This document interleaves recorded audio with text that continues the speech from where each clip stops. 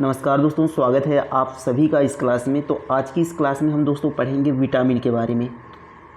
किसके बारे में? विटामिन के बारे में। तो विटामिन से दोस्तों हर एग्ज़ाम में क्वेश्चंस बनते हैं, चाहे रेलवे का कोई एग्ज़ाम हो, रेलवे में तो साइंस इंपॉर्टेंट है बिल्कुल, और अन्य कोई एग्ज़ाम हो स्टेट का, सभी में इससे क्वेश्चंस बनते हैं विटामिन से। तो आज की क्लास में दोस्तों हम प्रश्नों के द्वारा सारे विटामिन को इसी में ख़त्म करेंगे। तो आप किसी भी एग्ज़ाम की तैयारी कर रहे होंगे, सभी के लिए महत्वपूर्ण होगा और सारे प्रश्न हम इसमें डिस्कस करेंगे। तो आप जिन प्रश्नों को यहाँ पर ना समझें या जिन बातों को, तो आप उनको नोट ज़रूर करेंगे।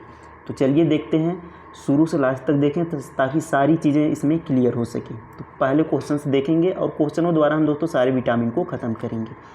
देखिए यहाँ पर पहला क्वेश्चन है कि विटामिन की खोज कब हुआ था। तो बताएंगे विटामिन की खोज, तो 1912 में यहाँ पर राइट आंसर होगा। 1912 में विटामिन की खोज हुई थी। अब देखिए इनकी खोज किसने की थी, तो याद रखेंगे दो नाम आपको याद रखना है, लूनिन और काश्मीर फंक। यहाँ पर हम सी फंक लिख देंगे, तो काश्मीर फंक, इन दोनों नामों को आपको ध्यान रखना है। यदि ऑप्शन में फंक ना दिया हो, तो आपको यहाँ पर लूनिन ऑप्शन को क्लिक करना होगा। लेकिन अगर लूनिन ऑप्शन में ना दिया हो और यहाँ पर फंक भी ऑप्शन में दिया हो, तो आपको फंक को यहाँ पर राइट है। यदि मतलब कहने का मतलब ये है कि यदि फंक ऑप्शन में ना हो तो आपको यहाँ पर लूनिन को सही करना है। तो ये आप ध्यान रखेंगे। अब देखिए यदि हम बात करें दोस्तों विटामिन की, तो विटामिन क्या है? एक कार्बनिक पदार्थ है। विटामिन क्या है? विटामिन एक कार्बनिक पदार्थ है। अब यह देखिए एग्ज़ाम में पूछा जाता है कि विटामिन क्या है, कार्बनिक अकार्बनिक। तो ध्यान रखेंगे विटामिन एक कार्बनिक पदार्थ है। कौन सा पदार्थ है? एक कार्बनिक पदार्थ है। और यह शरीर की उपापचयी क्रियाओं को नियंत्रित करता है। शरीर की उपापचयी क्रियाओं को नियंत्रित करता है और शरीर को रोगों से रक्षा करता है। शरीर को रोगों से क्या करता है? यह रोगों से रक्षा करता है। तो इन सभी बातों को आपको ध्यान रखना है। अब देखिए इसमें एक क्वेश्चन बनता है कि क्वेश्चन दिया रहेगा कि किससे यहाँ पर ऊर्जा हमें प्राप्त नहीं होती। तो उसमें विटामिन, वसा, कार्बोहाइड्रेट, ये सब ऑप्शन में होंगे। तो आप ध्यान रखेंगे कि विटामिन से ऊर्जा हमें नहीं मिलती है, विटामिन से ऊर्जा प्राप्त नहीं होती है। ये ध्यान रखेंगे कि विटामिन से ऊर्जा प्राप्त नहीं होती है। तो इस तरीके से हम सारे क्वेश्चन को देखेंगे और सभी के लिए यहाँ पर जो भी महत्वपूर्ण प्रश्न होंगे उन्हें भी हम देखते चलेंगे। तो उम्मीद है ये सारी बातें आपको समझ में आ गई होंगी। अब नेक्स्ट क्वेश्चन देखेंगे। देखिए अगला यहाँ पर प्रश्न है कि घुलनशील के आधार पर विटामिन कितने प्रकार के होते हैं। तो अभी हमने विटामिन की खोज के बारे में और किसने खोज की और विटामिन का निर्माण कैसे है, ये अभी हमने देखा। अब देखिए यदि हम बात करें विटामिन के प्रकार, तो विटामिन के कितने प्रकार हैं। तो विटामिन के दोस्तों यहाँ पर घुलनशीलता के आधार पर वे दो प्रकार के होते हैं। दो प्रकार कौन कौन से हैं? तो एक तो जल में घुलनशील, और दूसरा वसा में घुलनशील। तो जल और वसा, तो याद रखेंगे विटामिन बी और सी जल में घुलनशील कौन कौन से हैं। तो विटामिन बी एंड सी, इसको हम ऐसे ही लिख दे रहे हैं। तो विटामिन बी और सी ये क्या है? ये जल में घुलनशील हैं। और ए डी ई के ये क्या है? ये वसा में घुलनशील हैं। तो इनको हम कैसे याद रखेंगे? बिल्कुल आसान तरीके से याद रखेंगे। अभी हम आगे क्वेश्चंस में देखेंगे। तो अभी हम इसमें इतना ही देखते हैं कि विटामिन के कितने प्रकार हैं जो घुलनशीलता के आधार पर। तो विटामिन दो प्रकार के होते हैं, जल में घुलनशील और वसा में घुलनशील। तो बी करेक्ट आंसर हो जाएगा, दो प्रकार की। तो आगे हम इनको याद करेंगे बिल्कुल आसानी से। अगले प्रश्न पर चलेंगे। देखिए अगला प्रश्न है कि जल में घुलनशील विटामिन कौन सा नहीं है। तो बी डी के, यहाँ पर जल नहीं, यहाँ पर आप वसा कर लेंगे। यहाँ पर ये रॉन्ग हो गया है, तो यहाँ पर कर लेंगे वसा। अब देखिए इसमें हमें बताना है कि वसा में घुलनशील विटामिन कौन सा नहीं है। तो अभी हमने बात किया घुलनशीलता के आधार पर कितने प्रकार हैं? दो प्रकार हैं, एक तो जल में और दूसरा वसा में। तो जल में हमने किसकी बात की थी? तो जल में हमने बी और सी की बात की थी। तो कैसे याद रखेंगे? देखिए बी सी, जल का एक बॉटल आता है पानी का जिसे हम बिस्लेरी बॉटल कहते हैं। तो बिस्लेरी से आप बी सी याद रख सकते हैं, बिस्लेरी बी सी। या तो ऐसे ना याद हो तो आप WBC याद रख लेंगे। ये दोनों तरीके से आप याद रख लें, बिस्लेरी से या WBC। W से क्या हो गया, वाटर हो गया, और BC ये विटामिन हो गया। तो वाटर में घुलनशील WBC, वाटर BC, इससे आप याद रख लेंगे। और वसा की बात करें तो वसा में A, D, E और K। तो ये जो बचे विटामिन हैं ये किस में हो गए, ये वसा में घुलनशील हो गए, A, D, E के, या इन्हें कीड़ा से भी आप याद रख लेंगे, K, E, D, A, उन्हीं वही विटामिन, केवल क्रम चेंज हो गया। तो कीड़ा, ऐसे देखिए K, E, D, E कीड़ा से आप इसको याद रख सकते हैं कि वसी चीज़ पर क्या होता है, कीड़े लग जाते हैं। तो इस तरीके से आप याद रख सकते हैं। आप केवल एक याद रख लेंगे WBC, तो आप उसको आसानी से बता लेंगे। तो ये होता है दोस्तों इनकी घुलनशीलता के आधार पर इनका वितरण। तो उम्मीद है ये भी आपको समझ में आया होगा। अब देखिए इसमें कहा है कि वसा में घुलनशील विटामिन कौन सा नहीं है। तो देखिए वसा में K, E, D, A, तो D भी वसा में घुलनशील है, K भी है, A भी क्या है, वसा में घुलनशील है। बट विटामिन B जो है ये वसा में घुलनशील नहीं है।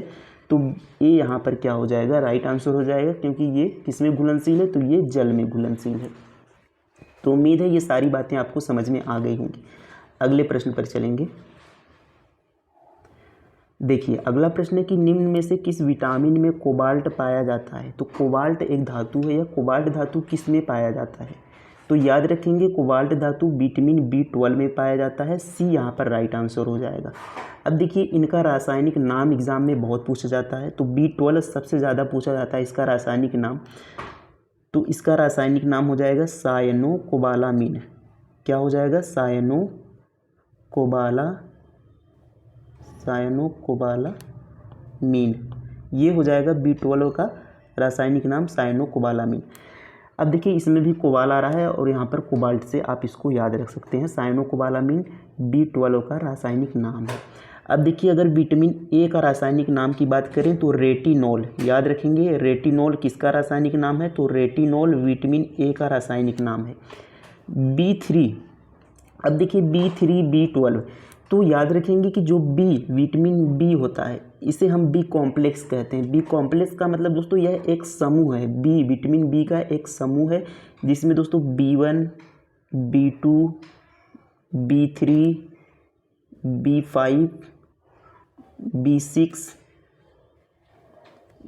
B9 और यहाँ पर B12, ये सारे क्या हैं, बी के विटामिन है अलग अलग। ये एक समूह होता है, और कि ये केवल बी के ही ये यहाँ पर ये समूह हैं। तो इनको भी आप ध्यान रखेंगे। अब देखिए अगर इसमें हम बात करें कि विटामिन B3 का नाम क्या है, तो B12 हमने देख लिया, सायनोकोबालामीन। तो B3 का अगर हम बात करेंगे तो B3 का नाम हो जाएगा दोस्तों निकोटिनेमाइड। निकोटी इसका नाम इसलिए है क्योंकि इसमें निकोटीन पाया जाता है। तो निकोटिनेमाइड, या इसे हम कह सकते हैं नियासिन। तो इसके निकोटिनेमाइड दिया हो या नियासिन दिया हो, ये नियासिन। तो निकोटिनेमाइड या नियासिन ये किसका नाम है रासायनिक, ये विटामिन B3 का रासायनिक नाम है। और अगर हम विटामिन K की बात करें तो फिलोक्विनोन, इन सभी को आपको नोट करना है क्योंकि ये सभी एग्ज़ाम में पूछे जाते हैं। तो फिलोक्विनोन किसका रासायनिक नाम है, तो विटामिन K का रासायनिक नाम है। तो इस तरीके से हम सारे विटामिन के नाम को कंप्लीट करेंगे और उनसे संबंधित रोग भी देखेंगे। तो उम्मीद है ये आपको समझ में आ गया होगा। अगला प्रश्न देखेंगे। देखिए अगला प्रश्न है, कौन सा विटामिन नेत्र, त्वचा, हड्डी एवं शरीर की प्रतिरक्षा प्रणाली को मजबूत प्रदान करती है।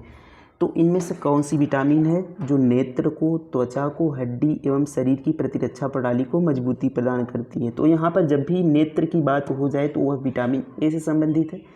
यह त्वचा और हड्डी की शरीर प्रतिरक्षा को भी मजबूती देती है। तो विटामिन ए करेक्ट हो जाएगा क्योंकि यहाँ पर नेत्र की बात है। तो यहाँ से हमने देख लिया कि विटामिन ए नेत्र के लिए यहाँ पर क्या होता है, बहुत ही उपयोगी होता है। तो विटामिन ए की कमी से अगर हम बात करें कौन सा रोग हो जाएगा, तो रतौंधी हो जाएगा। रतौंधी किसकी कमी से हो जाएगा, विटामिन ए की कमी से रतौंधी हो जाएगा। जीरोप्थैल्मिया होता है इसकी कमी से, जीरोप्थैल्मिया।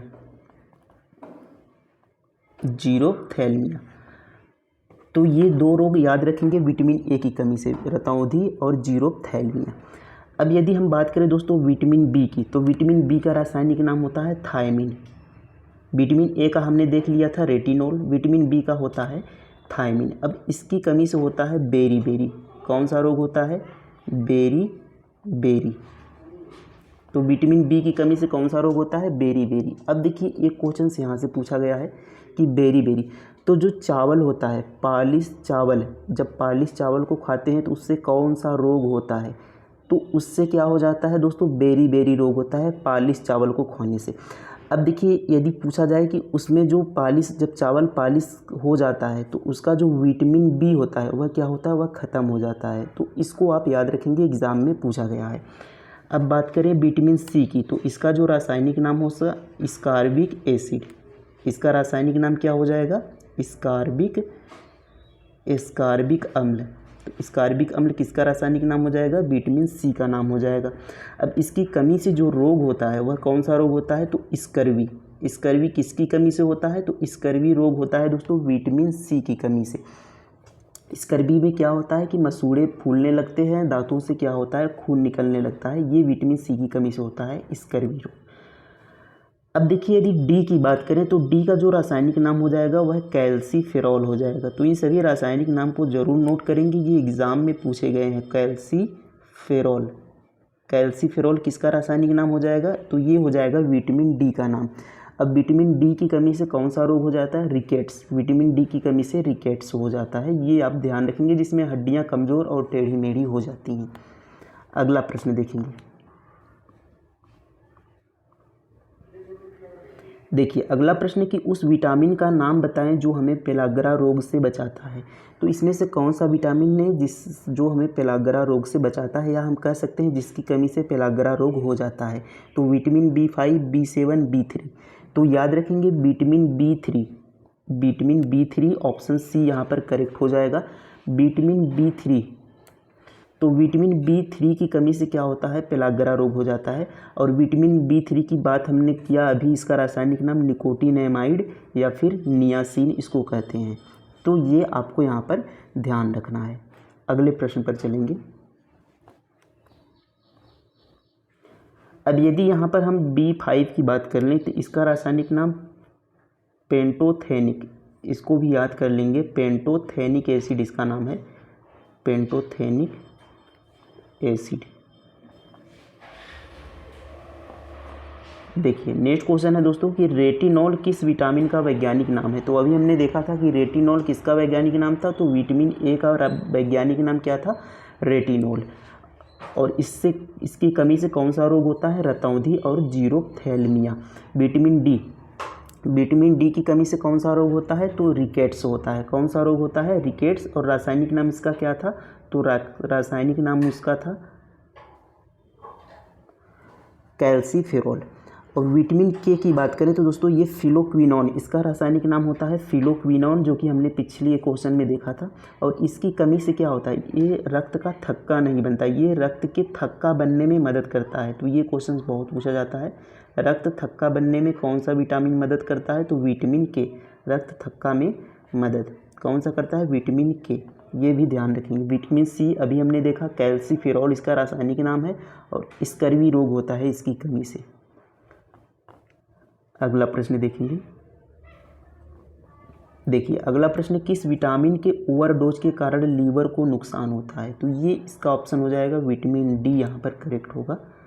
विटामिन डी की कमी से, विटामिन डी की अधिकता से। अगला प्रश्न देखेंगे। देखिए अगला प्रश्न, मस्तिष्क के स्वास्थ्य के लिए आवश्यक विटामिन का नाम बताएं। तो मस्तिष्क के स्वास्थ्य के लिए, यानी जो तंत्रिका तंत्र हैं उनको हमें यहाँ पर मस्तिष्क के स्वास्थ्य के लिए विटामिन B6, B9 और B12, ये सभी क्या होते हैं? ये सभी यहाँ पर आवश्यक विटामिन हैं। तो उपरोक्त सभी यहाँ पर राइट आंसर हो जाएगा। मस्तिष्क के स्वास्थ्य के लिए B6, B9 और B12 सभी ज़रूरी हैं यहाँ पर। अब देखिए B9 के हम यहाँ पर रासायनिक नाम बहुत पूछा जाता है, क्या होता है? Folic acid. फॉलिक एसिड किसका रासायनिक नाम है? ये B9 का नाम होता है। ये भी एग्ज़ाम में बहुत पूछा जाता है। और हमने देखा कोबाल्ट धातु किस में पाया जाता है? तो B12 में, जिसका रासायनिक नाम है साइनोकोबालामिन। नेक्स्ट क्वेश्चन देखेंगे। देखिए अगला प्रश्न है, विटामिन सी मौजूद है। तो विटामिन सी किस में मौजूद है? टमाटर में, पपीता में, अमरूद में या उपरोक्त सभी में? तो याद रखेंगे टमाटर में भी, पपीता में भी, अमरूद में भी, यानी इन तीनों में विटामिन सी पाया जाता है। तो उपरोक्त सभी इसका राइट आंसर हो जाएगा। अब देखिए और भी जो कच्चे फल होते हैं उनमें भी विटामिन सी पाया जाता है, लेकिन जो इसका सबसे अच्छा स्रोत माना जाता है विटामिन सी का, वो याद रख लेंगे, आंवला। और ज़्यादातर एग्ज़ाम में यही आपको देखने को मिलेगा कि विटामिन सी का सबसे अच्छा स्रोत आंवला और नींबू, आंवला, नींबू, संतरा, ये सब क्या है? विटामिन सी के सबसे अच्छे स्रोत हैं, यानी खट्टे फलों में विटामिन सी पाया जाता है, ये आप ध्यान रखेंगे। अब यदि बात करें दोस्तों, देखिए विटामिन सी दूध में, ये ध्यान रखेंगे, ये महत्वपूर्ण क्वेश्चन पूछा जाता है कि दूध में कौन सा विटामिन नहीं पाया जाता है। तो ध्यान रखेंगे दूध में विटामिन सी नहीं पाया जाता है, दूध में विटामिन सी नहीं पाया जाता है। देखिए अगला प्रश्न देखेंगे। देखिए अगला प्रश्न, नियासिन किस विटामिन का रासायनिक नाम है? तो अभी हमने देखा पेंटो, यहाँ पर नियासिन, निकोटिनेमाइड या नियासिन कहते हैं। किसे कहते हैं? जिसकी कमी से पेलाग्रा रोग हो जाता है, वह विटामिन B3 है। तो ए यहाँ पर राइट आंसर हो जाएगा, विटामिन B3। B1 का रासायनिक नाम हमने देखा क्या होता है? थायमिन। B1 का रासायनिक नाम थायमिन, जो कि पालिश चावल होने पर ख़त्म हो जाता है। B2 का होता है राइबोफ्लेविन। B2 का होता है राइबोफ्लेविन। कौन सा होता है? राइबोफ्लेविन, ये B2 का रासायनिक नाम है। विटामिन सी का एस्कॉर्बिक एसिड, जो कि दूध में नहीं पाया जाता, खट्टे फलों में पाया जाता है, ये अभी हमने देखा है। आगे प्रश्न देखेंगे, इसको आपको नहीं करना है, ये वाला क्वेश्चन देखेंगे। देखिए अगला प्रश्न है कि निम्नलिखित में से किस विटामिन को कोबालीन के नाम से जाना जाता है? तो कोबालीन या कोबालामीन उसी को कहते हैं जिसमें कोबाल्ट धातु पाया जाता है, यहाँ से ही हमें समझ में आ रहा है। तो विटामिन B12 इसका राइट आंसर हो जाएगा, option number B. Next question देखेंगे। देखिए अगला प्रश्न, निम्नलिखित में से कौन सा विटामिन हार्मोन अग्रदूत के रूप में कार्य करता है? तो कौन सा विटामिन हार्मोन अग्रदूत के रूप में कार्य करता है? तो वह है vitamin D, option number D भी है, और विटामिन डी, ये आपका राइट आंसर हो जाएगा। अब विटामिन डी का सबसे अच्छा स्रोत देखिए, तो एक तो मछली के यकृत का तेल। देखिए पूछा जाता है मछली के यकृत के तेल में कौन से विटामिन पाए जाते हैं? तो ए और डी सबसे अधिक पाए जाते हैं। मछली के यकृत के तेल में विटामिन ए और डी सबसे अधिक मात्रा में पाए जाते हैं। और विटामिन डी सूर्य के प्रकाश जब हमारे शरीर पर पड़ता है तो उससे हमारे त्वचा से यहाँ पर उत्पन्न होता है विटामिन डी, यानी जब सूर्य का प्रकाश हमारे शरीर पर पड़ता है तो सूर्य का प्रकाश भी विटामिन डी के लिए क्या है? उपयोगी है। और विटामिन के अभी हमने बात किया दोस्तों, इसकी रक्त का थक्का बनने में यहाँ पर उपयोगी है विटामिन के। और विटामिन ए रतौंधी रोग के लिए, और इसका सबसे अच्छा स्रोत माना जाता है गाजर। याद रखेंगे विटामिन ए का सबसे अच्छा स्रोत गाजर माना जाता है, हरी सब्जियां मानी जाती हैं, दूध माना जाता है।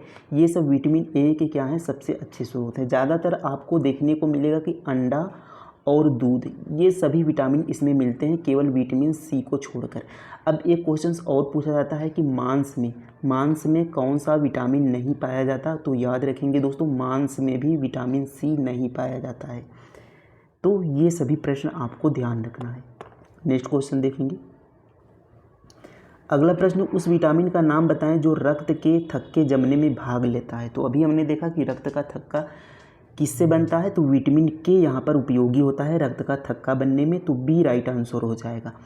अब देखिए यहीं पर हम बात कर लेंगे फॉलिक एसिड किसका नाम है? B9 अभी हमने देखा, उसका क्या नाम है? रासायनिक नाम फॉलिक एसिड। तो विटामिन ई की बात करें दोस्तों, विटामिन ई टोकोफेरॉल इसका रासायनिक नाम है। अब देखिए विटामिन ई की कमी से कौन सा रोग होता है पूछा जाता है? तो बांझपन, याद रखेंगे पूछा जाता है एग्जाम में, बांझपन किसकी कमी से होता है? तो बांझपन विटामिन ई की कमी से होता है। और जनन क्षमता में कमी भी हो जाती है विटामिन ई की कमी से। जनन क्षमता में क्या हो जाती है? जनन क्षमता में कमी हो जाती है विटामिन ई की कमी से, ये भी आपको ध्यान रखना है। अगला प्रश्न देखेंगे।